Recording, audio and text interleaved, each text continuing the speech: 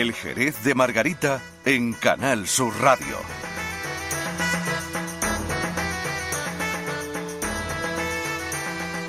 Bueno, pues un día más tenemos con nosotros a Margarita Lozano, que nos va a hablar del Jerez del siglo XIV. Vamos a adentrarnos en nuestro pasado y hoy vamos a hablar de familias. Sí, exacto, de los linajes medievales que vivían aquí por aquella época.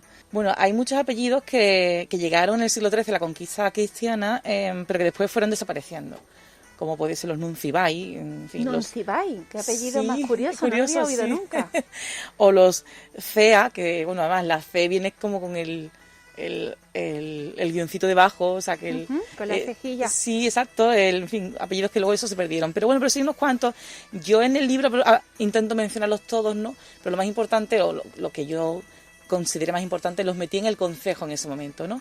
Y por así centrarnos en algunos, ¿no? Concretamente, pues está, por ejemplo, Estopiñán, ¿no? Que es un apellido que aparece en la mitad del siglo XIV y que procedían de las montañas del Alto Aragón, por ejemplo. Villavicencio, que eso sí aparece en el repartimiento, o sea, vienen con Alfonso X en el siglo XIII. Y además te los encuentras muy concretos, como por ejemplo, pues vino Miguel Fernández de Villavicencio y le dieron casa en San Mateo.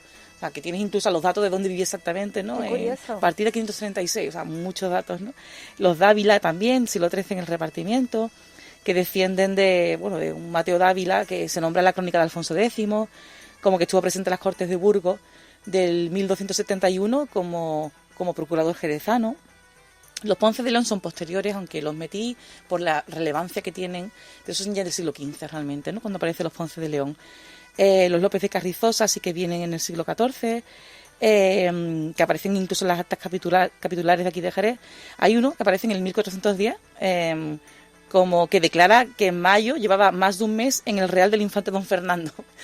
Es muy gracioso también ver sobre las personas por declaraciones que hacen, ¿no? Incluso por testamento, que eso ya nos entraremos otro día, porque los testamentos nos dicen muchísimo sobre la sociedad, ¿no? de la época. Y de la actual también. Sí, bueno, claro, sí, obviamente. Hablan sin palabras. Sí, sí. Los Zurita también, ¿no? El siglo XIII tenemos en el repartimiento un Fagut de Zurita. También otro día entraremos en los nombres, que esas otras Fagut, que sería como Facundo más bien a día de hoy, ¿no? Claro. Aparece en el repartimiento y le dan casas en San Juan, ¿no? Y tenemos que murió en el 1310. En este caso tenemos incluso ese dato, ¿no? Que eso no siempre lo encontramos. Los Riquelme, ¿no? Como es ese gran palacio que tenemos en la Plaza del Mercado. Tenemos el primero en el siglo XIII, que es Beltrán Riquel. Aparecen como Riquel o Riquelme, las dos versiones, digamos, ¿no? Y, en fin, en el repartimiento aparece con ciertas casas que se le dan en la collación de San Lucas, ¿no? Y unas heredades. Normalmente las heredades son pues, tierras, ¿no? Que se le dan las afuera. Tenemos Pascual Pérez de Úbeda, como la ciudad de Úbeda, de Jaén, pero aparece muchas veces con un H, sin la tilde, como Úbeda, digamos realmente, ¿no? Entonces lo encuentras de las dos maneras escrito. Él también aparece en el repartimiento en el siglo XIII. Esto parece muy curioso porque podemos ubicarlo con exactitud en la Plaza de la Asunción número 2, la actual Plaza de la Asunción número 2, ¿no? Lo que es el Palacio Condesa de Casares, donde están las cuadras, en la Plaza de la Asunción. Eso previamente había sido una cárcel, pues previamente había sido la casa de este señor. Entonces, no siempre podemos localizar, porque, por ejemplo, te dice esta persona, ¿no? Pascual Pérez de Úbeda, partida 103. Y ya está, no te dicen un nombre concreto o un nombre de una calle, ¿no? Te dice, pues por la derecha linda con tal, por la izquierda con cual. Y tienes que ubicarte en este caso como... Bueno, yo conozco al anterior propietario, al que acaba de vender el palacio. Él sí que tenía en su archivo este dato, entonces por ahí sí puedo ubicarlo con concreto. Sí, una labor de investigación, vaya. Sí, bueno, en fin, a veces tiene suerte de que tengan esos privilegios, ¿no? Que se les dio en su origen. Los Valdespino también, no suena por las bodegas, pero vienen desde el 14 ya, ¿no? Que además Alfonso Fernández de Valdespino fue alférez del Pendón de Jerez en la batalla del Salado del 1340, eso es muy importante, y por haber sido el que llevaba el pendón, digamos, ¿no? Pues fue condecorado con la banda dorada, ¿no? Que fue un privilegio que se le dio. También tenemos a los Orbaneja, como la Cuesta Orbaneja, que está allí metida en el casco histórico. Tenemos a Gutiérrez Ruiz de Orbaneja en el siglo XIII, aparece también en el repartimiento. Este es muy curioso porque se le da un par de casas buenas. El repartimiento se divide por casas buenas, casas grandes o casas chicas o moriscas. Y él recibe un par de casas buenas, 5 casas moriscas, un corral grande, dice que fue casas moriscas, significa que a lo mejor se destruyeron en la conquista o estaban en mal estado, y otro corral grande a las espaldas de la collación de San Juan. Este lote urbano es muy considerable, con lo cual eso es muy similar a lo que se le daba a los caballeros del feudo. Te está indicando también el poderío que puede tener esa persona para el rey, ¿no? La importancia que tiene para el rey cuando le otorga tantas fincas, digamos, ¿no? Tanto inmueble. Hay que pensar que estas personas reciben esto, pero esto no es gratuito. O sea, es gratuito entre comillas, pero tienes que defender la frontera después. Entonces, esto te lo dan para que te instales aquí a cambio de defender la frontera, con lo cual, pues, es normal que a personas más poderosas, ¿no? O que hubiesen luchado muy bien y hubiesen, en fin, aportado una gran ayuda al rey, les premie con grandes fincas para que tú mejores aquí tu vida, ¿no? O sea, tu casa y aparte también tus tierras fuera, pues para el cultivo o, en fin, o ganadería, y así tú puedas enriquecerte y ya quedarte aquí. Eso le conviene también al rey, ¿no? El tenerte contento, por así decirlo. Claro. Y así tú ya te instalas aquí y defiendes esa frontera.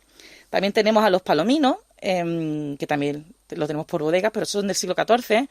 De este palomino tenemos un dato del 1397 que se presentó ante los alcaldes mayores de Jerez para acudir a la guerra contra Portugal. Ahí lo tenemos ya. Voluntario. Es muy curioso que los jerezanos lo encuentro muchas veces como voluntarios directamente para el tema de las racias estas, ¿no? Las algaradas, ¿no? Estas batallas pequeñas que había, eran muy voluntariosos, ¿no? Era una milicia, a fin de cuentas, concejil. Entonces ellos eran muy guerreros, ¿no? Y hay uno concreto, el que lo dejo para el final, que es Carmona, el apellido Carmona, el que aparece en el siglo XIII como uno de los 40 caballeros del feudo. De esos 40 caballeros del feudo, digamos, eran los que para el rey fueron los más importantes, ¿no? Y lo que les premia con más, como he dicho antes, con más inmuebles y más tierras, ¿no? Pero esa familia empieza digamos, a decaer.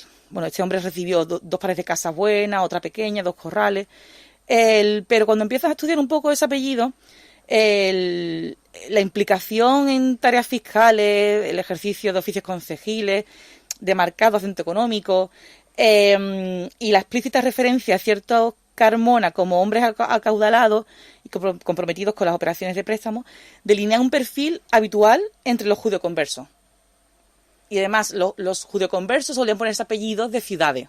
Ajá. O sea, el apellido castellanos aquí en Jerez solían ser siempre judeoconversos. Carmona, el nombre de alguna ciudad, ¿no? Como no tenían un apellido en castellano, ¿no? Pues se ponían pues la ciudad de donde provenían o lo que fuera. Y de hecho, a lo mejor, bueno, había muchos Carmonas y no todos tienen que ser familia, ¿no? Pero realmente es verdad que los más poderosos, o sea, los principales miembros de la familia Carmona acabaron mal con el Santo Oficio. O sea, la Inquisición se los llevó por delante. Entonces, que eso no solamente era que te ajusticiaban, sino también te quitaban tus propiedades, ¿no? Entonces la familia fue a menos. Y eso te está indicando al final que es verdad, ¿no? De que realmente eran judeoconversos, ¿no? Y la verdad es que, hombre, cuando estudias historia no tienes que tener sentimientos supuestamente hacia este tipo de cosas, pero te da pena, ¿no? El ver como alguien que vino a luchar realmente y conquistó la ciudad y demás, ¿no? Al final acabe tan mal, pues 200 años después, ¿no? O sea, esa familia, ¿no? En fin, que entonces, como decía, fue una familia totalmente venida a menos. O sea, que por eso cuando hablamos antes, pues no todos siguen estando, no todos son poderosos. Es que hemos tenido entre medios también una Inquisición, hemos tenido también Riquelme, por ejemplo, hay muchos que se fueron a América, o sea, que la gente se mueve, ¿no? También hubo más conquistas y la gente se va moviendo también por conquistas, porque al fin de cuentas te siguen premiando, ¿no? Entonces, a lo mejor tenemos mucha gente de aquí que también luchó en Sevilla y luego vino a Jerez y a lo mejor sus descendientes luego se van hacia el Reino de Granada, o sea, la conquista de Málaga. Se iba moviendo. Claro, y todo eso son premios que te van dando, así se van enriqueciendo. Entonces muchos no están porque se fueron yendo hacia otros lugares, ¿no? Realmente. No significa que fueron venidos a menos, como el caso de los Carmonas, sino que a lo mejor simplemente se mudaron por mejorar, ¿no? Incluso, o también muchas veces tuvieron hijas y se pierde el apellido, o sea, así de simple, ¿no? Que también puede pasar muchas veces.